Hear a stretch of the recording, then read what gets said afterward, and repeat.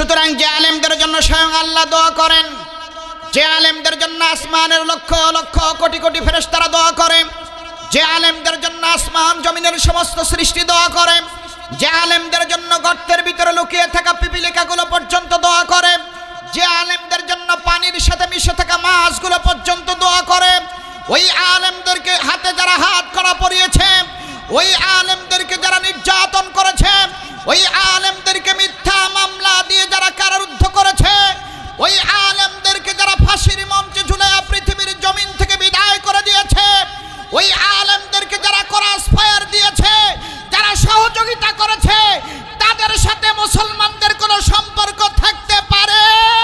ইন্নামা ইয়া'মুরু মাসাজিদাল্লাহি মান আমানা বিল্লাহি ওয়াল ইয়াউমিল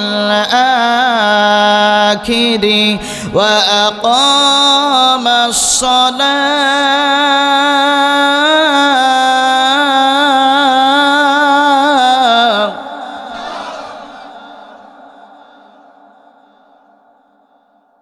وأقام الصلاة وآتى الزكاة ولم يخش إلا الله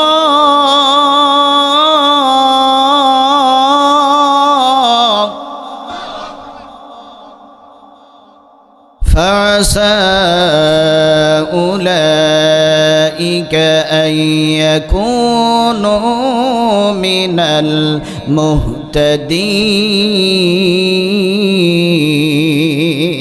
তোমার নামে গান গাহিয়া যায় মাঝি পাল উঠায়া, নদী ওই ছুটে চলে সাগর মোহনায়, জানি তুমি দয়ার সাগর তুমি দয়াময়, জানি তুমি দয়ার সাগর তুমি দয়াময়। সম্মানিত ভাইরা, আল্লাহ পাক রব্বুল আলামিন সূরাতুল বাকারার শুরুতেই আল্লাহ জানাই দিলেন দালিকাল কিতাব, এটা এমন একটা কিতাব লা রাইবা ফিহি, এর ভিতরে ভুল তো দূরের কথা, কোনো প্রকার সন্দেহের অবকাশ নাই। জোরে বলেন সুবহানাল্লাহ। আমার ভাইয়েরা, এই আয়াত যখন নাজিল হয়ে গেল, আল্লাহর নবী জনাবে মুহাম্মদুর রাসূলুল্লাহ সাল্লাল্লাহু আলাইহি ওয়াসাল্লাম তার জাতির মানুষদের সামনে এই আয়াতখানা তেলাওয়াত করে শোনায় দিলেন। তদানীন্তন সময়ের শিক্ষাবিদ শিক্ষাগুরুরা তখন তারা চিন্তা ভাবনা শুরু করে দিল, মুহাম্মদ বিন আব্দুল্লাহ যে আমাদের বাপদাদার 14 গোষ্ঠীর ধর্ম বাদ দিয়ে আবার নতুন একটা ধর্ম প্রচার প্রসার প্রতিষ্ঠিত করতে চায়। ধর্মের নাম ইসলাম, ধর্মগ্রন্থের নাম হচ্ছে আল কোরআন, যে কোরআনের শুরুতেই চ্যালেঞ্জ করে বলে দিচ্ছে দালিকাল কিতাবু লা রাইবা ফিহি, there is no doubt in this holy Quran. কোরআনে ভুল তো দূরের কথা, কোনো প্রকার সন্দেহের অবকাশ নাই। অথচ আমরা আমাদের জীবনে কত না কবিতা রচনা করেছি, কত না সাহিত্য আমরা রচনা করেছি, কিন্তু কোনো কবিতার মধ্যে সাহিত্যের মধ্যে এ কথা লিখতে পারলাম না। আমাদের কবিতায় আমাদের সাহিত্যে কোনো ভুল নাই, কিন্তু মুহাম্মদ বিন আব্দুল্লাহ যে কিতাবের দাওয়াত দিচ্ছে, সেই কিতাবের শুরুতে কিভাবে চ্যালেঞ্জ করে বলতেছে যে এই কিতাবের মধ্যে কোনো ভুল নাই, সন্দেহ না। আমার ভাইয়েরা, তদানীন্তন সময়ের শিক্ষাবিদ শিক্ষাগুরুরা তারা আল্লাহর কোরআনের উপরে সন্দেহ পোষণ করলো। তারা যখন কোরআনের উপরে সন্দেহ পোষণ করলো, আল্লাহ পাক রব্বুল আলামিন তখন আরেকটা আয়াত নাজিল করে জানিয়ে দিলেন, ওয়া ইন কুনতুম ফি রাইবিম মিম্মা নাযালনা আলা আবদিনা ফাআতু বিসূরাতিম মিন মিথলিহি ওয়াদউ শুহাদাআকুম মিন দুনিল্লাহি ইন কুনতুম সাদিকিন।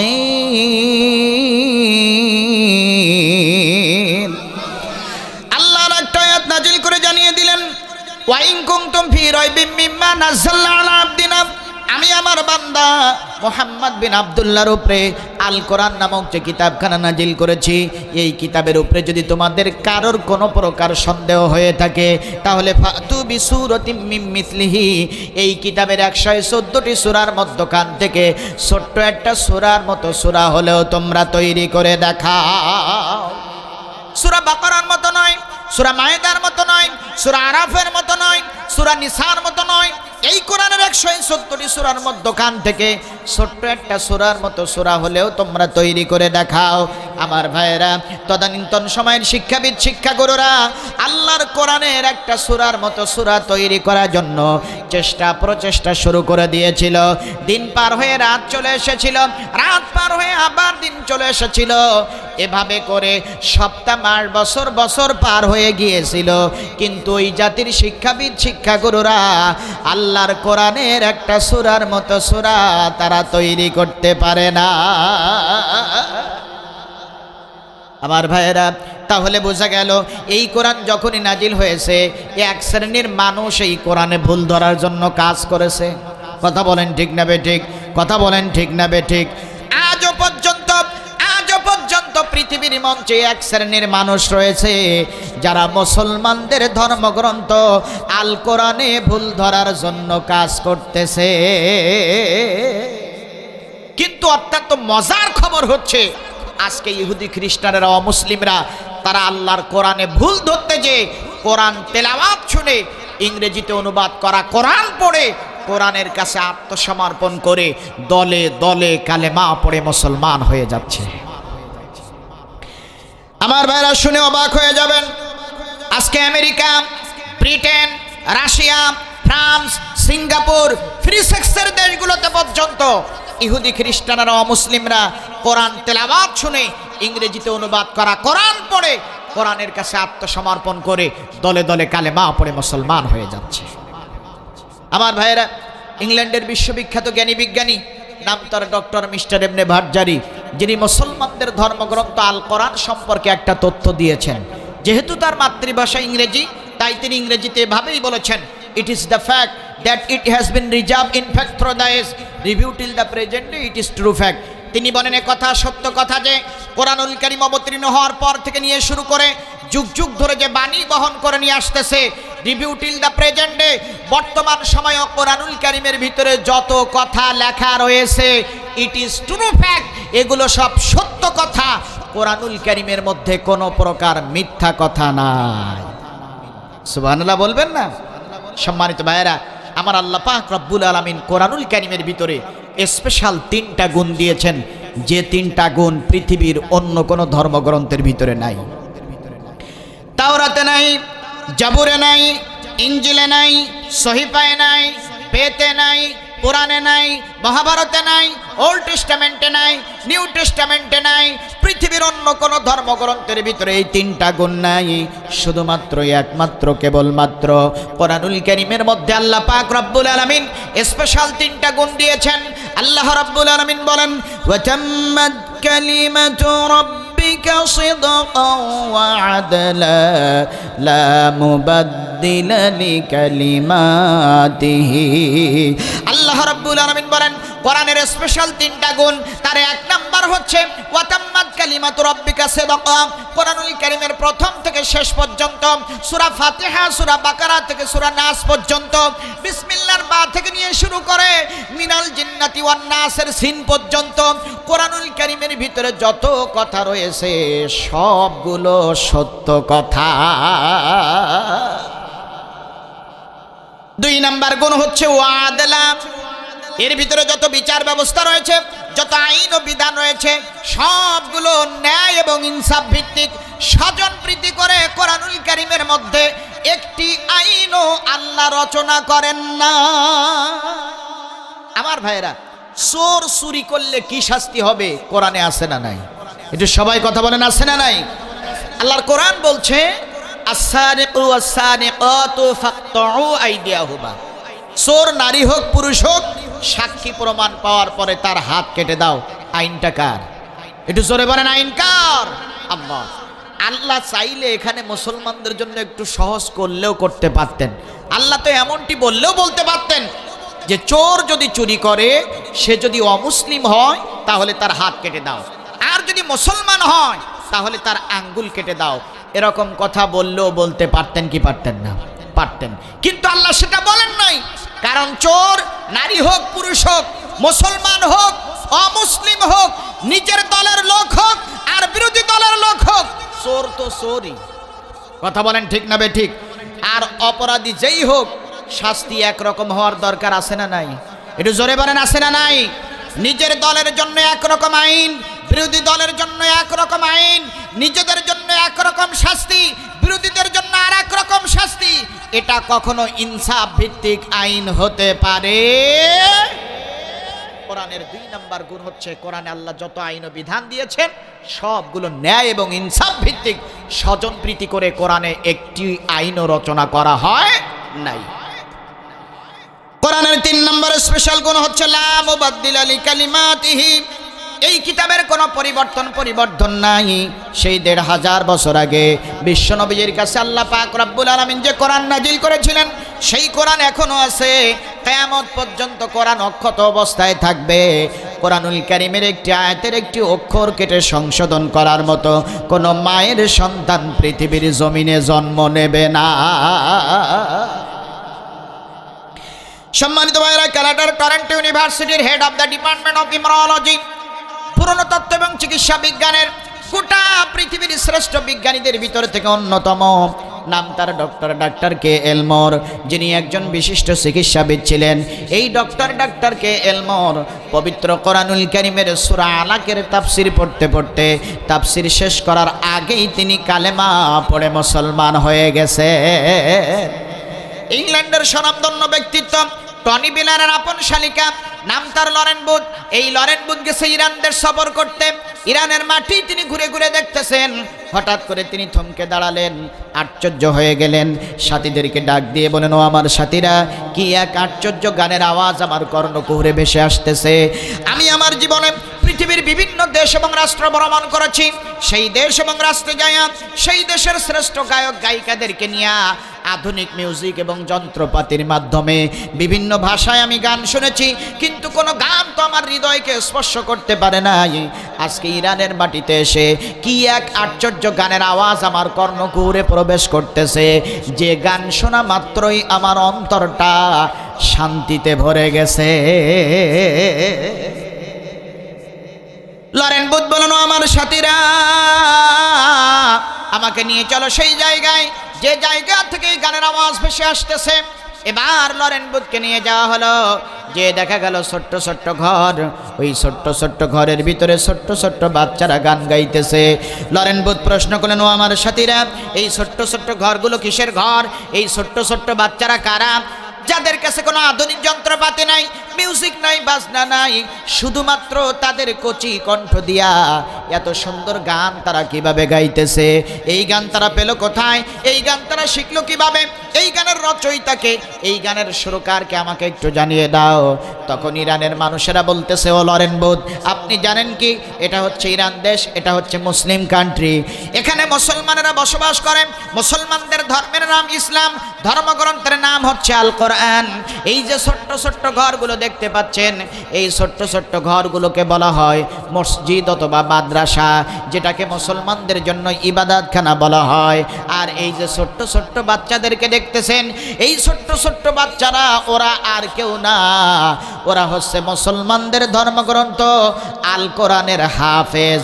আর তারা যে গান গাইতেছে, ওই গান পৃথিবীর কোনো গান না, ওই গান হচ্ছে আল্লাহর পক্ষ থেকে নাজিল করা কিতাব আল কোরআনের গান। একবার চিৎকার দিয়ে বলেন সুবহানাল্লাহ। আমার ভাইয়েরা, কোরআন শুনতে ভালো লাগে কি লাগে না? একটু জোরে বলেন, লাগে কি লাগে না? কোরআন শুনে যদি ভালো লাগে তাহলে কি বলতে হয়? আল্লাহু আকবার। কি বলতে হয় আপনারা বলবেন তো ইনশাআল্লাহ? إنما يعمر مساجد الله من آمن بالله واليوم الآخر وأقام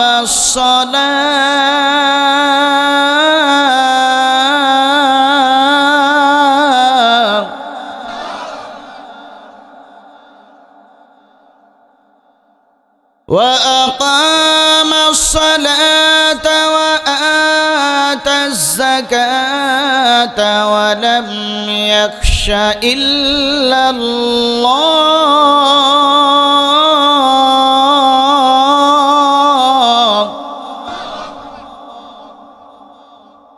فعسى أولئك أن يكونوا من المهتدين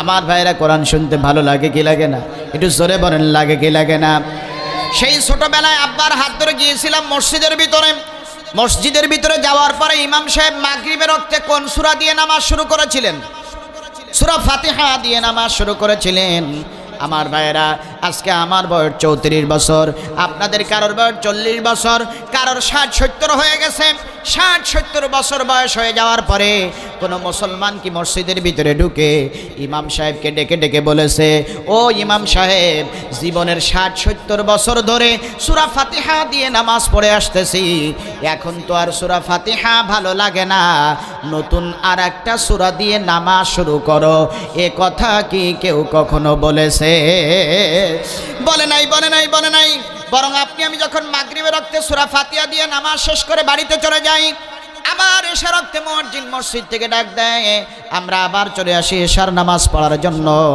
ইমাম সাহেব সূরা ফাতিহা দিয়ে এশার নামাজ পড়ায় আমরা সূরা ফাতিহা দিয়ে এশার নামাজ পড়ে বাড়িতে চলে যাই আমরা সারা রাত ঘুমাই সারা রাত ঘুমানোর পরে আবার সুবহে সাদিকের সময় মুয়াজ্জিন মসজিদ থেকে ডাক দেয় সুবহে সাদিকের সময় মুয়াজ্জিন মসজিদ থেকে কি বলে ডাক দেয় الصلاة خير من النوم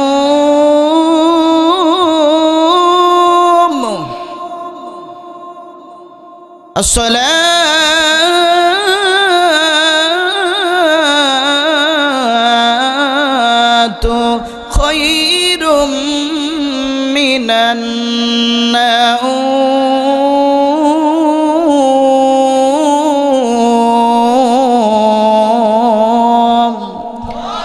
সুবহে সাদিকের সময় মুয়াজ্জিন মসজিদ থেকে এই ডাক দেয় কি দেয় না একটু জোরে বলেন দেয় কি দেয় না মুয়াজ্জিন মসজিদ থেকে ডাক দিচ্ছে আসসালাতু খায়রুম মিনান নাওম ঘুমের চাইতে নামাজ উত্তম এই ডাক যখন ইমানদার মুসলমানদের কর্ণকুহরে প্রবেশ করে ইমানদার মুসলমানেরা আর ঘুমায় থাকতে পারে না দৌড়াই চলে যায় মসজিদের ভিতরে যাওয়ার পরে ইমাম সাহেব ফজর ওয়াক্তে আবার যখন সূরা ফাতিহা দিয়ে নামাজ শুরু করে তখন যেন মনে হয় এই মুহূর্তে আল্লাহর পক্ষ থেকে সূরা ফাতিহা জমিনে নাজিল হচ্ছে কথা বলেন ঠিক না বেঠিক আমার ভাইয়েরা ওই লরেন বুথ ইরান দেশে কোরআন শোনে নিজের প্রিয় মাতৃভূমি ইংল্যান্ডের মাটিতে আসার পরে ইংল্যান্ডের সভ্যতায় গড়ে ওঠা যে মেয়েটা সব সময় শরীরে নগ্ন পোশাক পরে শরীরের আকর্ষণীয় অঙ্গ প্রত্যঙ্গগুলো জাতির যুবকদের জন্য উন্মুক্ত করে রাখত এই মেয়েটা ইরান দেশে কোরআন শুনে নিজের প্রিয় মাতৃভূমি ইংল্যান্ডের মাটিতে আসার পরে মুসলমান হওয়ার আগেই তিনি বোরকা পরা শুরু করে দিলেন এরপরে তিনি ইংরেজিতে অনুবাদ করা কোরআন পড়া শুরু করে দিলেন কিছুদিনের মধ্যে ইমাম সাহেবের কাছে যায়া কালেমা পড়ে মুসলমান হয়ে নিলে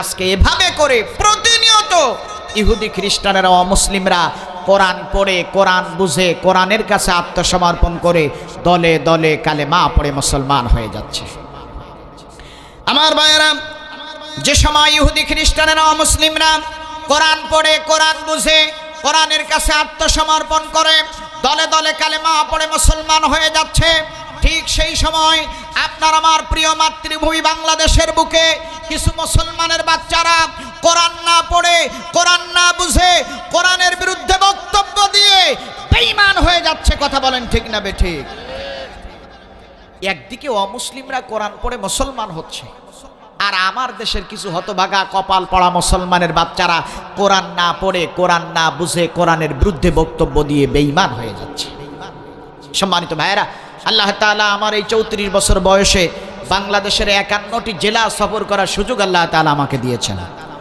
পার্শ্ববর্তী দেশ ভারতেও কথা বলার সুযোগ আল্লাহ তাআলা আমাকে দিয়েছেন বাংলাদেশের 51 জেলার মাটি ও মানুষের সাথে কথা বলে আমি আমার ক্ষুদ্র জ্ঞানে যে জিনিসটা অনুভব করেছি এ জাতির অনেক মুসলমানের বাচ্চারা কেন আল্লাহর কোরআনের বিরুদ্ধে কথা বলে তার একটি মাত্র কারণ আমি খুঁজে পেয়েছি সেটা হচ্ছে এ জাতির অধিকাংশ মুসলমানের বাচ্চারা আল্লাহর কোরআন পড়তে পারে না একটু বুকে হাত দিয়ে চিন্তা করে বলেন তো, এই ময়দানে আপনারা যারা বসে আছেন কয়জন ব্যক্তি আপনারা কোরআন পড়তে পারেন? যদিও কিছু ব্যক্তি কোরআন পড়তে পারে, তাও আরবিতে। এখন বলেন তো, কোরআনের ভাষা আরবি, আপনার আমার মাতৃভাষা বাংলা, আরবিতে কোরআন পড়ে আল্লাহ কোরআনে কি বলেছেন এটা কি আপনি আমি কখনো বুঝতে পারবো? একটু জোরে বলেন, বুঝতে পারবো? সুতরাং কোরআন বোঝার জন্য অর্থসহ কোরআন পড়ার দরকার। জোরে বলেন, আছে না নাই? আরো জোরে বলেন, আছে না নাই? ও আমার মুসলমান ভাইরা, যারা আরবিতে কোরআন পড়তে পারেন না, আরবিতে কোরআন শেখার জন্য চেষ্টা করেন। কিন্তু আমরা বাংলাদেশের মানুষ, বাংলায় তো সবাই পড়তে পারি। আজকে বাংলায় অনুবাদ করা সুন্দর সুন্দর কোরআন শরীফ বের হয়েছে, তাফসীর বের হয়েছে। এগুলো কিনে নিয়ে প্রতিদিন সকালবেলা ঘুম থেকে উঠে ফজরের নামাজ আদায় করে 2-3টা করে কোরআনের আয়াত অর্থ সহ পড়েন, 2-1টা হাদিস অর্থ সহ পড়েন, কিছু মাসলা মাসাইলের বই ইসলামী সাহিত্য 2-10 পৃষ্ঠা করে পড়েন। দেখবেন আল্লাহ তাআলা হেদায়েতের রাস্তা বের করে দিবেন। কাজে কর্মে ব্যবসা বাণিজ্যে আল্লাহ তাআলা রহমত আর বরকত দান করবেন। কথা বলেন ঠিক না বেঠিক? সম্মানিত ভাইরা, একটা জিনিস খুব ভালো করে মনে রাখবেন, যে দিলের ভিতরে কোরআন নাই ওই দিলটা জাহান্নামের আগুনে দাউ দাউ করে জ্বলবে। আপনি জীবনে অনেক কিছু শিখেছেন, ইংরেজি শিখেছেন, অঙ্ক শিখেছেন, ফিজিক্স পড়েছেন, কেমিস্ট্রি পড়েছেন, বায়োলজি পড়েছেন, কিন্তু মুসলমানের সন্তান হিসেবে আপনি আল্লাহর কোরআন পড়তে পারেন না। আপনার মতো হতভাগা আসমানের নিচে জমিনের উপরে আর একটাও খুঁজে পাওয়া যাবে না। আমার ভাইরা, নিজেরা কোরআন শিখতে হবে, নিজের সন্তানদেরকেও কোরআন শেখানোর দরকার আছে না নাই? একটু জোরে বলেন, আছে না নাই? আমার ভাইরা, আপনি আপনার সন্তানকে, আপনার সন্তান স্কুলে পড়তে পারে, আপনার সন্তান কলেজে পড়তে পারে, আপনার সন্তান ইউনিভার্সিটিতে পড়তে পারে, আপনি আপনার সন্তানকে ব্যারিস্টার বানানোর স্বপ্ন দেখতে পারেন, আপনি আপনার সন্তানকে সচিব বানানোর স্বপ্ন আপনি দেখতে পারেন, আপনি আপনার সন্তানকে ব্যাংকার বানানোর স্বপ্ন আপনি দেখতে পারেন। কিন্তু মুসলমানের সন্তান হিসেবে সন্তানকে কোরআন শিক্ষা দেয়া, শরীয়তের ন্যূনতম জ্ঞান শিক্ষা দেওয়ার দরকার আছে না নাই? একটু জোরে বলেন, আছে না নাই? এদেশের সর্বোচ্চ বিদ্যাপীঠ ঢাকা ইউনিভার্সিটির এক ছাত্র ভাইয়ের সাথে আমার কথা হচ্ছিল। ভাইটি আমাকে বিভিন্নভাবে বিভিন্ন প্রশ্ন করতেছিলেন। আমি শারীরিকভাবে অসুস্থ থাকার কারণে আমি তার প্রশ্নের জবাব দিতে অনেক কষ্ট পাচ্ছিলাম। আমি চিন্তা করলাম তারে কিভাবে থামানো যায়। তার বেশভূষা ভাব গতি দেখে আমি তার কাছে একটা প্রশ্ন করেছিলাম। আমি তাকে বলেছিলাম যে ভাই, আপনি বলেন তো গোসলের ফরজ কয়টা? তখন মাথাটা নিচু করে বলতেছে যে হুজুর, আমার মনে নেই। এদেশের সর্বোচ্চ বিদ্যাপীঠ ঢাকা ইউনিভার্সিটির ছাত্র, মুসলমানের সন্তান, গোসলের ফরজ কয়টা বলতে পারে না। এই ছেলেটার উপরে যদি গোসল ফরজ হয় আর কচি ডাবের পানি দিয়ে যদি এর গোসল দেয়া হয়, এ কি পবিত্র হবে? সুন্দরবন থেকে মধু এনে মধু দিয়েও যদি গোসল দেয়া হয়, এ কি পবিত্র হবে? আপনি আপনার সন্তানকে কি শিক্ষা দিচ্ছেন? আপনি আপনার সন্তানকে কিভাবে তৈরি করতেছেন? আপনার সন্তান আপনার মৃত্যুর পরে আপনার জানাজার নামাজটা পড়াতে পারবে তো? আপনার সন্তান আপনার জানাজার নামাজটা পড়াতে পারুক আর না পারুক, ইমামের পেছনে ইক্তেদা করে দোয়া দুরূদগুলো ঠিকমতো পড়ে আপনার সন্তান আপনার জানাজার নামাজটা পড়তে পারবে তো? আপনার মৃত্যুর পরে আপনার সন্তান নামাজ অন্তে আপনার জন্য রব্বির হামহুমা কামা রব্বায়ানি সগীরা বলে দোয়া করবে তো? আপনি আপনার বিবেকের কাছে প্রশ্ন করেন। সম্মানিত ভাইয়েরা, সন্তান অনেক বড় শিক্ষিত, মাথার ঘাম পায়জনের অর্থ দিয়া সন্তানকে দেশ থেকে বিদেশে পাঠাইছে। ডক্টরেট ডিগ্রি লাভ করে সন্তান দেশে এসেছে, ঢাকা রাজধানীতে চাকরি করে, কোটি কোটি টাকার মালিক, এয়ার কন্ডিশন রুমের ভিতরে থাকে, স্পেশাল প্রাইভেট কার। জীবনের শেষ সময় পিতামাতাকে হজ করে নিয়ে এসেছে। পিতামাতা এখন গ্রামের হাজী সাহেব, মসজিদ মাদ্রাসায় যথেষ্ট খেদমত করে। হঠাৎ করে পিতার ইন্তেকাল, বাবা মারা গিয়েছে। গ্রাম থেকে শহরে খবর পৌঁছায় গিয়েছে, খোকা তোমার আব্বা মারা গিয়েছে। শিক্ষিত সন্তান স্পেশাল প্রাইভেট কার নিয়ে রাতেই বাড়িতে হাজির। পিতার লাশ দেখে ভেউ ভেউ করে কাঁদতেছে। 1 পৃষ্ঠা কোরআন শরীফ পড়ার ক্ষমতা নাই। এরকম শিক্ষিত সন্তান আমাদের সমাজে আছে না নাই? একটু জোরে বলেন, আছে না নাই? সকাল হয়ে গেছে, ফজরের আজান হয়ে গেছে। শিক্ষিত সন্তান ফজরের নামাজ আদায় করেছে। ফজরের নামাজ পড়ে হাফিজিয়া মাদ্রাসায় হুজুরের কাছে ফোন লাগাইছে, হুজুর আমার আব্বা মারা গিয়েছে, সকাল 10টার সময় জানাজা হবে, কয়েকজন ছাত্র পাঠায় দেন, একটু কোরআন শরীফ পড়তে হবে। হুজুর কয়েকজন ছাত্র পাঠায় দিয়েছে, ছাত্ররা সকাল 8টার সময় ওই বাড়িতে হাজির।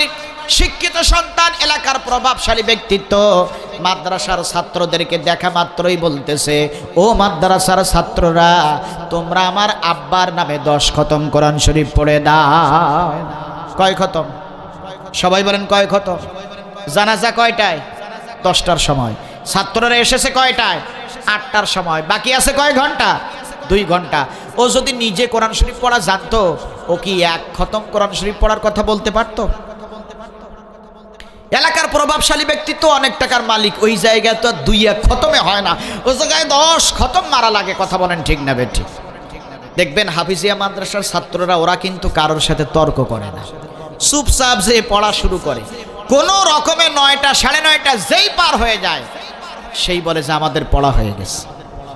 আমি এক জায়গায় ছাত্রদের জিজ্ঞেস করলাম, এই ছাত্ররা আসলে 8টার সময়, এখন বাজে 9:30, 1.5 ঘন্টার ভিতরে 10 খতম কোরআন শরীফ শেষ হলো কিভাবে? বলতেছো হুজুর আপনি ফতোয়া জানেন না? আমি বলছি কি? বলছে 3 বার সূরা ইখলাস পড়লি 1 খতম কোরআন শরীফের সওয়াব।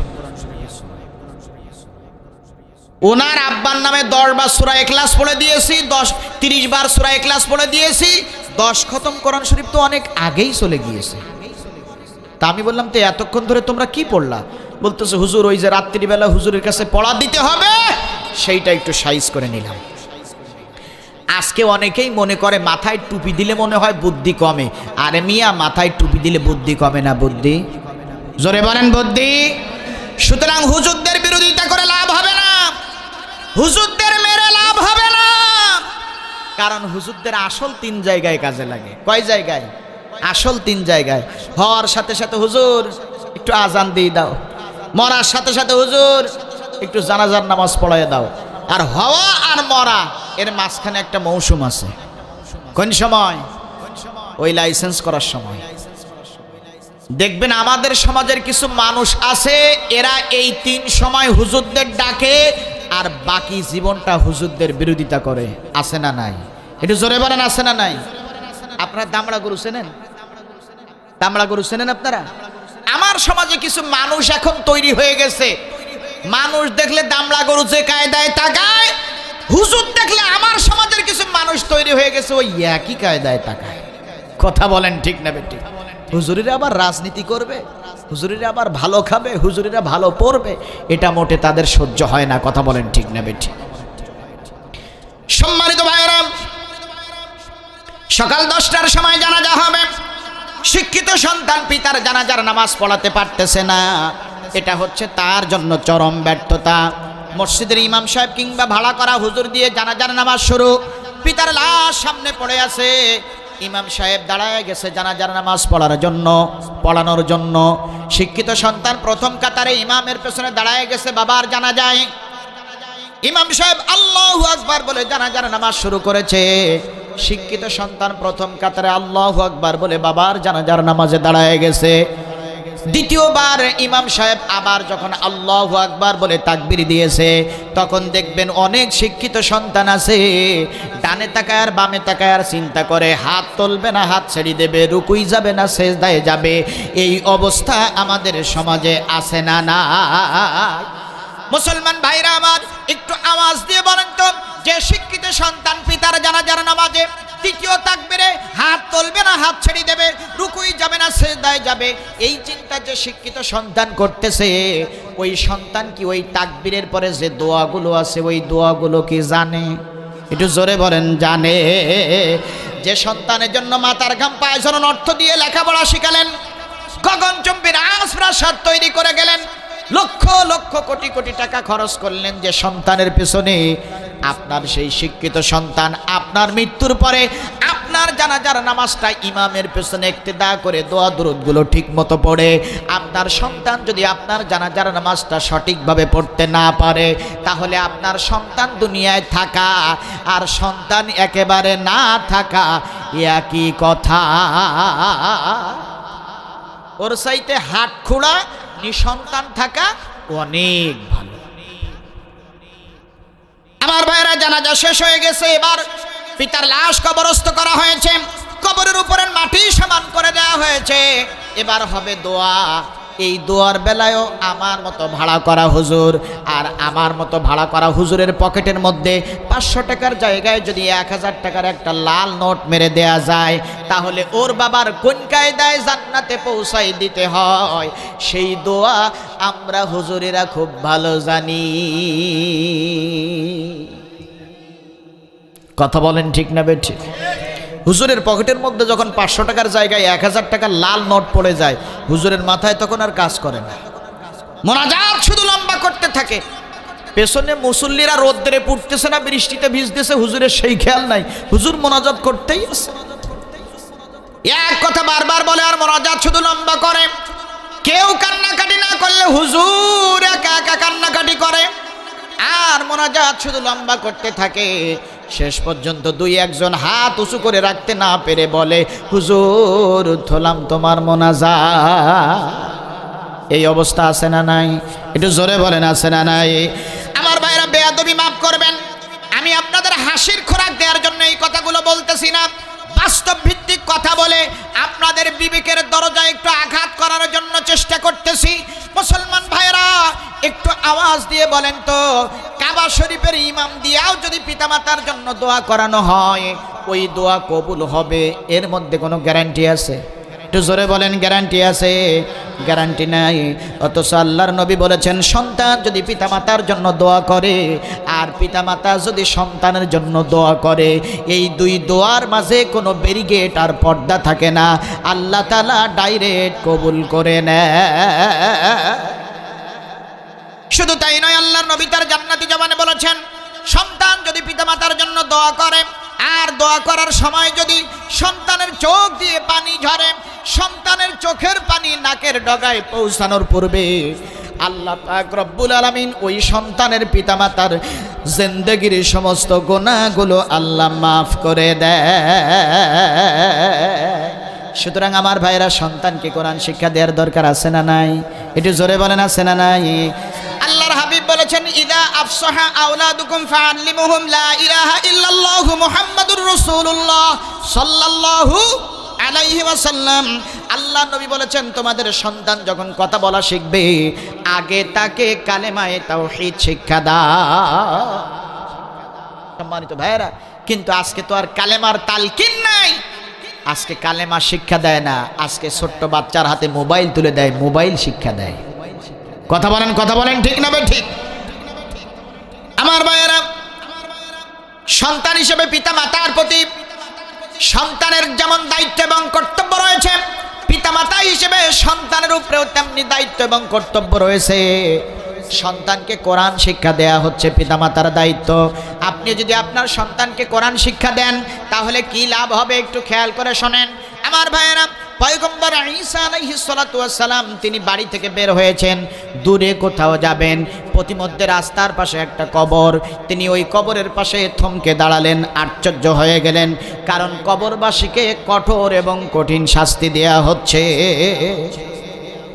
পয়গম্বর ঈসা আলাইহিস সালাম চিন্তা করলেন, আহারে আল্লাহর বান্দা দুনিয়ায় কি এত বড় অন্যায় করেছে, যে অন্যায় অপরাধের কারণে আল্লাহ কবরের ভিতরে আযাব আর আযাব দিচ্ছেন।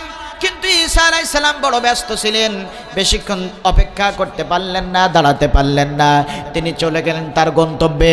সারাদিন গন্তব্যের কাজ শেষ করে বিকালবেলা ওই একই রাস্তা দিয়ে যখন আবার বাড়িতে ফিরতেছিলেন, ওই রাস্তার পাশে তিনি আবার থমকে দাঁড়ালেন, ওই কবরের পাশে তিনি আবার থমকে দাঁড়ালেন।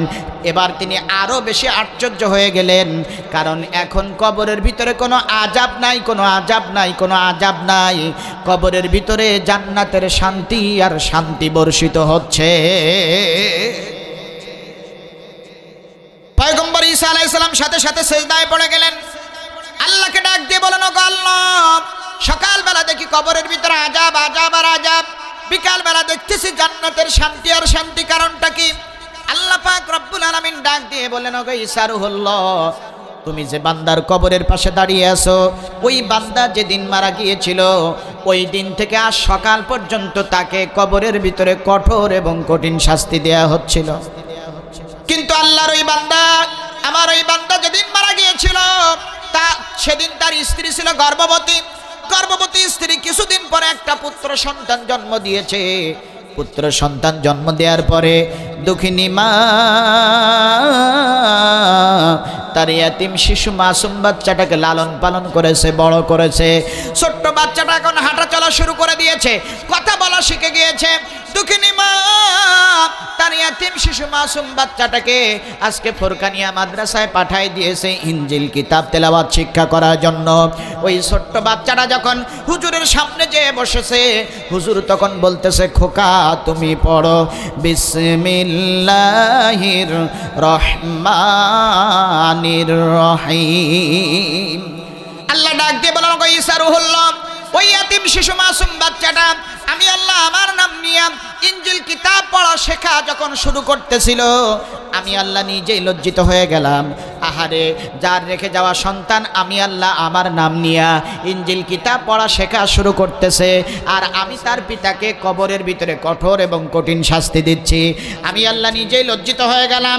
সাথে সাথে আযাবের ফেরেশতাদেরকে বললাম, ও আযাবের ফেরেশতারা, তোমরা আযাব বন্ধ করে দাও, আযাব বন্ধ করে দাও, আযাব বন্ধ করে দাও। জান্নাতি ফেরেশতাদেরকে নির্দেশ দিলাম, ও জান্নাতি ফেরেশতারা, তোমরা এখনই আমার বান্দার কবরের মধ্যে চলে যাও, কিয়ামত পর্যন্ত আমার বান্দার কবরের ভিতরে জান্নাতের শান্তি আর শান্তি বর্ষণ করতে থাকো। আমার ভাইরা, সন্তান বিসমিল্লাহির রহমানির রহিম পড়ার কারণে আল্লাহ যদি পিতার কবরের আযাব কিয়ামত পর্যন্ত মাফ করে দেয়, তাহলে ওই সন্তান যদি কোরআনের হাফেজ হয়, ওই সন্তান যদি আলেম হয়, পিতামাতার উপকার আছে না নাই? একটু জোরে বলেন, আছে না নাই? আমার ভাইরা, আল্লাহর হাবিব সাল্লাল্লাহু আলাইহি ওয়াসাল্লাম বলেছেন, মান ক্বারাআল কুরআনা ওয়াস্তাজহারাহু ফাআহাল্লা হালালাহু ওয়া হাররামা হারামাহু আদখালাহুল্লাহু বিহিল জান্নাহ। আল্লাহ নবী বললেন, যে ব্যক্তি কোরআন হেফজ করবে, কোরআন মুখস্থ করবে, কোরআনের হাফেজ হবে, কোরআনে যেটা হালাল বলেছে হালাল হিসেবে গ্রহণ করবে, কোরআনে যেটা হারাম বলেছে হারাম হিসেবে বর্জন করবে, আল্লাহর হাবিব বলেন আল্লাহ পাক রব্বুল আলামিন ওই হাফেজে কোরআনকে জান্নাতের ভিতরে ঢুকায় দিবে। শুধু জান্নাতের ভিতরে ঢুকায় দিয়েই আল্লাহ ক্ষান্ত হবেন না। আল্লাহ রাসূল বলেন, ওয়াশাফাআহু ফি আশরাতি মিন আহলি বাইতিহি কুল্লুহুম ক্বাদ ওয়াজাবাত লাহুন নার। এমন 10 জন জাহান্নামী বান্দা বান্দির জন্য সুপারিশ করার অনুমতি দিবেন যাদের জন্য জাহান্নাম অবধারিত ছিল। তার মানে 10 জন জাহান্নামী বান্দা বান্দির জন্য একজন হাফেজে কোরআন সুপারিশ করার অনুমতি পাবে। জোরে বলেন সুবহানাল্লাহ, আরো জোরে বলেন সুবহানাল্লাহ। আমার ভাইয়েরা, হাসরের ময়দানে আল্লাহ বিচার শেষ করে জান্নাতীদের ডান হাতে জান্নাতের টিকিট দিয়ে দিবেন, জাহান্নামীদের বাম হাতে জাহান্নামের টিকিট দেওয়া হবে। জান্নাতীরা ডান হাতে জান্নাতের টিকিট পাওয়া মাত্রই জান্নাতের দিকে দৌড়াবে, আর জাহান্নামীরা বাম হাতে জাহান্নামের টিকিট পাওয়া মাত্রই ওই জায়গায় বসে কান্না আর কান্না শুরু করে দেবে। আমার ভাইরা, দেখবেন আদালতে যখন বিচার হয়, আসামি কাঠগড়ায় দাঁড়ায় থাকে, জাজ সাহেব বিচার করেন। বিচার শেষ করে জাজ সাহেব যদি আসামিকে বেকসুর খালাস অথবা জামিন মঞ্জুর করে দেন, তাহলে দেখবেন কাঠগড়ায় দাঁড়িয়ে আসামি হাসতে হাসতে কাঠগড়া থেকে নেমে বাইরে চলে আসে। আর যদি জাজ সাহেব বিচার করে আসামি জামিন না মঞ্জুর করে শাস্তি দিয়ে দেন, তাহলে দেখবেন ওই আসামি কাঠগড়ায় দাঁড়ায়া দাঁড়ায়া ভেউ ভেউ করে কাঁদে। আমার প্রশাসনের ভাইরা মাজায় দড়ি বেঁধে হাতে হ্যান্ডকাপ করে টানতে টানতে আবার জেলখানায় নিক্ষেপ করে। কথা বলেন ঠিক না বেঠিক? হাসরের ময়দানে এর চাইতে বড় একটা বিভীষিকাময় অবস্থা তৈরি হবে। জান্নাতীরা ডান হাতে জান্নাতের টিকিট পাওয়া মাত্রই জান্নাতের দিকে দৌড়াবে, আর জাহান্নামীরা বাম হাতে জাহান্নামের টিকিট পাওয়া মাত্রই ওই জায়গায় বসে কান্নার কান্না শুরু করে দেবে। জাহান্নামীদের বাম হাতে জাহান্নামের টিকিট কিন্তু সরাসরি বাম হাতে দেয়া হবে না, জাহান্নামীদেরকে উল্টা করে দাঁড় করানো হবে। দাঁড় করানোর পরে পেটটা চিরে বুকটা ফেরে বাম হাতটা বুকের ভিতর দিয়ে ঢুকাই দিয়া পেছন দিক থেকে বাম হাত বের করা হবে। বের করে সেই বাম হাতে জাহান্নামের টিকিট দেয়া হবে। নাউযুবিল্লাহি মিন যালিক। সম্মানিত ভাইয়েরা, জান্নাতীরা জান্নাতের টিকিট পাওয়া মাত্রই জান্নাতের দিকে দৌড়াবে। আল্লাহ ডাক দিয়ে বলবেন, ও জান্নাতি বান্দা বান্দিরা, তোমাদের ভিতরে যারা হাফেজে কোরআন আছো তোমরা একটু দাঁড়ায় যাও, তোমরা একটু দাঁড়ায় যাও। দুনিয়ার মানুষ তোমাদেরকে সম্মান দিতে পারে নাই, আমি আল্লাহ তোমাদেরকে সম্মানিত করব, আমি আজকে তোমাদেরকে সম্মান দিব। আমার ভাইরা, আমরা দুনিয়ার মানুষকে হাফেজে কোরআনদেরকে সম্মান দিতে পেরেছি? একটু জোরে বলেন, পেরেছি? পারি নাই। তার একটা মাত্র উদাহরণ প্রমাণ শুনে নেন। আমার ভাইরা, যারা এই কোরআন মুখস্থ করে হাফিজিয়া মাদ্রাসার দিকে তাকান। আমার ভাইরা, সর্বশ্রেষ্ঠ কিতাব যারা মুখস্থ করে, পৃথিবীর সর্বনিম্ন মানের খাবার খেয়ে তারা সর্বোৎকৃষ্ট মানের কিতাব তারা মুখস্থ করে। কথা বলেন ঠিক না বেঠিক? হাফেজে কোরআনদেরকে আমরা সম্মান দিতে পারি নাই। আল্লাহ বলবেন, হাফেজে কোরআনরা দাঁড়াও, আজকে আমি তোমাদেরকে সম্মানিত করব। হাফেজে কোরআনরা দাঁড়ায় যাবে। আল্লাহ ডাকতে বলবেন, হাফেজে কোরআনরা তাকিয়ে দেখো তো, তোমাদের পিতা মাতা, আত্মীয় স্বজন, আপনজন, প্রিয়জন কেউ জাহান্নামের টিকিট নিয়ে কান্না করতেছে কিনা একটু তাকায় দেখো। তোমরা একজন হাফেজে কোরআন 10 জন জাহান্নামী বান্দা বান্দিকে চয়েস করো, এরপরে সেই 10 জনের জন্য আমি আল্লাহ আমার কাছে সুপারিশ করো। আমি আল্লাহ পাক রব্বুল আলামিন তোমাদের সম্মানার্থে, একজন হাফেজে কোরআনের সম্মানার্থে আমি আল্লাহ আমার নিজের বিচার উইড্র করে 10 জন জাহান্নামী বান্দা বান্দির বাম হাত থেকে জাহান্নামের টিকিট ফিরাই নিয়া ডান হাতে জান্নাতের টিকিট দিয়ে দেব। আমার ভাইরা, এটা তো গেল হাফেজের মর্যাদা। এবার একজন আলেমের মর্যাদা কেমন? আল্লাহর কোরআন বলছে, ইন্না আকরামাকুম ইনদাল্লাহি আতকাকুম। তোমাদের ভিতরে ওই ব্যক্তি বেশি সম্মানিত যে আল্লাহকে বেশি ভয় করে। আমার ভাইরা, এখন আমি যদি আপনাদের কাছে প্রশ্ন করি, বলেন তো আপনারা কি সবাই আল্লাহকে ভয় করেন? আপনারা সবাই বলবেন, হ্যাঁ আমরা আল্লাহকে ভয় করি। আমি আবার যদি প্রশ্ন করি, আপনারা আল্লাহকে কম ভয় করেন না বেশি ভয় করেন? আপনারা সবাই বলবেন আমরা আল্লাহকে বেশি ভয় করি। আসলেই কি মানুষ সবাই আল্লাহকে বেশি ভয় করে? একটু কথা বলেন, সবাইকে আল্লাহকে বেশি ভয় করে? করে না। এজন্য আমি আপনাদের কাছে প্রশ্ন করব না, আমি আবার কোরআনের কাছে প্রশ্ন করতে চাই। কোরআন তুমি বলে দাও, এই সমাজে কারা আল্লাহকে বেশি ভয় করে? আল্লাহর কোরআন জানিয়ে দিচ্ছে, ইন্নামা ইয়াখশাল্লাহা মিন ইবাদিহিল উলামা। এই সমাজে যারা আলেম তারাই আল্লাহকে বেশি ভয় করে। তাহলে বোঝা গেল সমাজের সবচাইতে সম্মানিত ব্যক্তি হচ্ছে আলেম ওলামারা। কথা বলেন ঠিক না ঠিক? কিন্তু বিগত সময়ে আমরা দেখেছি সবচাইতে নির্যাতনের শিকার হয়েছে কারা? একটু কথা বলেন, কারা? সুতরাং আল্লাহ যাদের সম্মানিত করেছেন তাদেরকে যারা নির্যাতন করে তারা কখনো মুসলমানদের বন্ধু হতে পারে? আল্লাহ রাসূল সাল্লাল্লাহু আলাইহি ওয়াসাল্লামের কাছে সাহাবীরা প্রশ্ন করলেন, ইয়া রাসূলুল্লাহ, ইয়া হাবিবাল্লাহ, একজন সাধারণ মানুষ আর একজন আলেম, এই দুইজনের মধ্যে কার মর্যাদা কেমন? আল্লাহর হাবিব বলেন, ফাদলুল আলিমি আলাল আবিদি কাফাদলি আলা আদনাকুম। ও সাহাবীরা, তোমাদের তুলনায় আমি নবী, আমার মর্যাদা আল্লাহর কাছে যেমন বেশি, একজন সাধারণ মানুষের তুলনায় একজন আলেমের মর্যাদা আল্লাহর কাছে তেমন বেশি। সুবহানাল্লাহ বলবেন না? আমার ভাইরা, একটু সবাই ব্রেন খাটিয়ে মাথা ঠান্ডা করে বলেন তো, সাহাবীদের তুলনায় নবীর মর্যাদা কয় গুণ বেশি?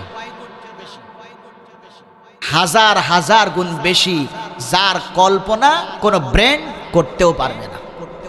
আল্লাহর হাবিব বললেন, ও সাহাবীরা, তোমাদের তুলনায় আমি নবী, আমার মর্যাদা আল্লাহর কাছে যেমন বেশি, একজন সাধারণ মানুষের তুলনায় একজন আলেমের মর্যাদা আল্লাহর কাছে তেমন বেশি।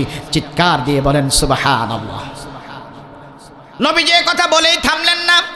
নবীজি আরো বললেন, সুম্মা ক্বালা রাসূলুল্লাহ সাল্লাল্লাহু আলাইহি ওয়াসাল্লাম, ইন্নাল্লাহা ওয়া মালাইকাতাহু ওয়া আহলাস সামাওয়াতি ওয়াল আরদ হাত্তান নামলাতি ফি হুজরিহা ওয়া হাত্তাল হুতি লা ইউসাল্লুনা আলা মুআল্লিমিন নাসিল খায়র। আল্লাহর হাবিব বললেন, ইন্নাল্লাহা, নিশ্চয়ই আল্লাহ তাআলা, ওয়া মালাইকাতাহু, তার ফেরেশতারা, ওয়া আহলাস সামাওয়াতি ওয়াল আরদ, আসমান জমিনের অধিবাসীরা, এমনকি গর্তের ভিতরে লুকিয়ে থাকা পিপিলিকাগুলো পর্যন্ত, এমনকি মাটির সাথে মিশে থাকা মাছগুলো পর্যন্ত আলেমদের জন্য দোয়া করতে থাকে। সুতরাং যে আলেমদের জন্য স্বয়ং আল্লাহ দোয়া করেন, যে আলেমদের জন্য আসমানের লক্ষ লক্ষ কোটি কোটি ফেরেশতারা দোয়া করে, যে আলেমদের জন্য আসমান জমিনের সমস্ত সৃষ্টি দোয়া করে, যে আলেমদের জন্য গর্তের ভিতরে লুকিয়ে থাকা পিপিলিকাগুলো পর্যন্ত দোয়া করে, রাতগুলো পর্যন্ত দোয়া করে। ওই আলেমদেরকে হাতে যারা হাত করা পরিয়েছে, ওই আলেমদেরকে যারা নির্যাতন করেছে, ওই আলেমদেরকে মিথ্যা মামলা দিয়ে যারা কারারুদ্ধ করেছে, ওই আলেমদেরকে যারা ফাঁসির মঞ্চে ঝুলাইয়া পৃথিবীর জমিন থেকে বিদায় করে দিয়েছে, ওই আলেমদেরকে যারা ক্রস ফায়ার দিয়েছে, যারা সহযোগিতা করেছে, তাদের সাথে মুসলমানদের কোনো সম্পর্ক থাকতে পারে? সম্মানিত ভাইরা, এজন্য নিজেরা কোরআন শিখতে হবে, নিজের সন্তানদেরকে কোরআন শেখানোর দরকার। জোরে বলেন আছে না নাই? আল্লাহ বলছেন হুদাল্লিল মুত্তাকিন, এই কিতাবটা হচ্ছে মুত্তাকিনদের জন্য পথ প্রদর্শনকারী কিতাব। জোরে বলেন সুবহানাল্লাহ। জাহান্নামের দ্বার প্রান্তরে পৌঁছানো মানুষটা যদি আল্লাহর কোরআনের কাছে আসে, তাহলে সে জান্নাতের পথ পেয়ে যাবে। সুবহানাল্লাহ বলবেন না? হযরত ওমর রাসূলকে হত্যা করতে গিয়েছিল, তরবারি নিয়ে হত্যা করতে যে প্রতিমধ্যে কোরআন শুনে দিল নরম হলো, নবীজির কাছে গেলেন, কালেমা পড়ে মুসলমান হলেন। মুসলমান হওয়ার পরে ওমরের সম্মান কমে গিয়েছিল না বেড়ে গিয়েছিল? কথা বলেন না কেন? কমে গিয়েছিল না বেড়ে গিয়েছিল? ওমরের সম্মান কেমন বাড়লো? পৃথিবীর ইতিহাসে একজন মাত্র ব্যক্তি অর্ধ পৃথিবী শাসন করেছেন, তিনিই হচ্ছেন খলিফাতুল মুসলিমিন আমিরুল মুমিনিন হযরত ওমর ফারুক রাদিয়াল্লাহু তাআলা আনহু। শুধু কি তাই? 10 জন সাহাবীকে আল্লাহ পাক রব্বুল আলামিন নবীজির মাধ্যমে জান্নাতের সুসংবাদ দিয়েছেন। সেই 10 জনের ভিতরে হযরত ওমর একজন। জোরে বলেন সুবহানাল্লাহ। শুধু তাই না আমার ভাইরা, আমি একটা হাদিসের মধ্যে পড়লাম, আল্লাহর নবী রাতের বেলা স্বপ্ন দেখতেছেন। বলেন তো নবীজির স্বপ্ন সত্য না মিথ্যা? সবাই আওয়াজ দিয়ে বলেন, নবীজির স্বপ্ন সত্য না মিথ্যা? আল্লাহর নবী রাতের বেলা ঘুমের মধ্যে স্বপ্ন দেখতেছেন, আল্লাহর নবী নিজেই জান্নাতের ভিতরে ঘুরতেছেন। জান্নাতের হাজারো নাজ নেয়ামত আল্লাহর নবী দেখতেছেন, উপভোগ করতেছেন। আল্লাহর হাবিব তাকিয়ে দেখেন, আল্লাহ পাক রব্বুল আলামিন তার প্রিয় বান্দা বান্দীদের জন্য প্রাসাদ তৈরি করে রেখেছেন, স্পেশাল প্রাসাদ বাড়ি তৈরি করে রেখেছেন। একটা প্রাসাদের সাথে আরেকটা প্রাসাদের মিল আছে, কিন্তু আল্লাহর নবী হঠাৎ করে এমন একটা প্রাসাদ দেখলেন, ওই প্রাসাদটার সাথে অন্য কোনো প্রাসাদের মিল নাই।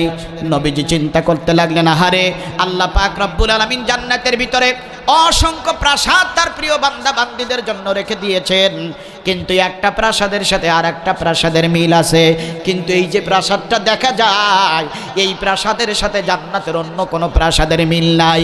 আল্লাহ স্পেশাল করে এই প্রাসাদটা আল্লাহ কার জন্য তৈরি করেছেন? নবীজি আস্তে আস্তে হাঁটতে হাঁটতে ওই প্রাসাদের সামনে গেলেন, যে দেখলেন একজন বৃদ্ধ ব্যক্তি ওযু করতেছেন। আল্লাহ নবী ডাক দিয়ে বললেন, বৃদ্ধ ব্যক্তি বলেন তো আল্লাহ পাক রব্বুল আলামিন এই স্পেশাল প্রাসাদটা কার জন্য তৈরি করে রেখেছেন? জান্নাতে তো অনেক প্রাসাদ আছে, একটা প্রাসাদের সাথে আর একটা প্রাসাদের মিল আছে, কিন্তু এই প্রাসাদটা দেখতেছি স্পেশাল, এই প্রাসাদটা আল্লাহ কার জন্য তৈরি করে রেখেছেন? ওই বৃদ্ধ ব্যক্তি হযরতে ওই বৃদ্ধ ব্যক্তি আল্লাহ নবীকে ডাক দিয়ে বললেন, ইয়া রাসূলুল্লাহ, ইয়া হাবিবাল্লাহ, এই স্পেশাল প্রাসাদটা আল্লাহ হযরত ওমরের জন্য বাজেট করেছেন। সুতরাং আমার ভাইয়েরা, এতদিন পর্যন্ত যারা কোরআনের বিরোধিতা করেছেন, এতদিন পর্যন্ত যারা ইসলামের বিরোধিতা করেছেন, এতদিন পর্যন্ত যারা ইসলামী আন্দোলনের বিরোধিতা করেছেন, এতদিন পর্যন্ত যারা আলেম ওলামাদের বিরোধিতা করেছেন, আপনারা তাওবা করে ফিরে আসেন, ওমরের মতো সম্মান আল্লাহ দিয়ে দিবেন। কথা বলেন ঠিক না বেঠে? আল্লাহ বলছেন হুদাল্লিল মুত্তাকিন, এই কিতাবটা হচ্ছে মুত্তাকিনদের জন্য পথ প্রদর্শনকারী কিতাব।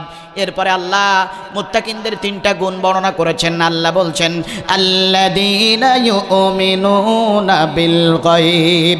মুত্তাকিনদের 1 নাম্বার গুণ হচ্ছে মুত্তাকিনরা অদৃশ্যের প্রতি বিশ্বাস স্থাপন করবে, তার মানে আল্লাহকে না দেখে বিশ্বাস করবে। আমরা কেউ কি আল্লাহকে দেখেছি? আপনারা কেউ কি দেখেছেন? আমরা আল্লাহকে দেখি নাই, কিন্তু আল্লাহ একজন আছে এটা আমরা বিশ্বাস করি। এটাই হচ্ছে গায়েবের প্রতি বিশ্বাস, এটাই হচ্ছে অদৃশ্যের প্রতি বিশ্বাস। নবী রাসূলরা পৃথিবীতে এসেছিলেন, তাদের উপরে বিভিন্ন পর্যায়ে বিভিন্ন কিতাব অবতীর্ণ হয়েছে, আমরা দেখি নাই কিন্তু বিশ্বাস করি। এটাই হচ্ছে গায়েবের প্রতি বিশ্বাস। জান্নাত জাহান্নাম হাসর মিজান পুলসিরাত এগুলো আছে, আমরা দেখি নাই বিশ্বাস করি। এটাই হচ্ছে গায়েবের প্রতি বিশ্বাস। কবর জগৎ আছে, আমরা দেখি নাই বিশ্বাস করি। এটাই হচ্ছে গায়েবের প্রতি বিশ্বাস। কথা বলেন ঠিক না বেঠিক? 2 নাম্বার মুত্তাকিনদের গুণ হচ্ছে ওয়ায়ুকিমুনাস সালাত, নামাজ কায়েম করা। 3 নাম্বার গুণ হচ্ছে ওয়া মিম্মা রাযাকনাহুম ইউনফিকুন, আল্লাহর দেয়া সম্পদ আল্লাহর পথে ব্যয় করা। জোরে বলেন সুবহানাল্লাহ। সম্মানিত ভাইরা, আমরা যখন মায়ের গর্ভ থেকে দুনিয়ায় এসেছিলাম, আপনার আমার মতো অসহায় কি আর কেউ ছিল? না। মানুষের মতো অসহায় কিন্তু আর কেউ থাকে না। দেখবেন একটা গরুর বাছুর জন্ম নেওয়ার পরে 2 ঘন্টার ভিতরে সে দৌড়াতে পারে, কিন্তু একটা মানুষ মায়ের গর্ভ থেকে জন্ম নেওয়ার পরে সোজা হয়ে হাঁটতেই সময় লাগে 2 বছর। তাহলে মানুষের মতো অসহায় কিন্তু আর কেউ নাই। মায়ের কোলে আল্লাহ লালিত পালিত করে বড় করে 20 বছর 50 20 বছর 30 বছর 40 বছর বয়স হতে না হতেই আল্লাহ লক্ষ লক্ষ কোটি কোটি টাকার মালিক বানিয়ে দিয়েছেন। এই আল্লাহর দেয়া সম্পদ আল্লাহর পথে দেওয়ার দরকার আছে না নাই? একটু জোরে বলেন আছে না নাই? তাহলে মুত্তাকিনদের 1 নাম্বার গুণ হচ্ছে অদৃশ্যের প্রতি বিশ্বাস করা, 2 নাম্বার নামাজ কায়েম করা, 3 নাম্বার আল্লাহর দেয়া সম্পদ আল্লাহর পথে ব্যয় করা। আল্লাহ পাক রব্বুল আলামিন মুত্তাকিনদের সকল গুণ অর্জন করার তৌফিক আল্লাহ দান করুন। সবাই বলেন আমিন।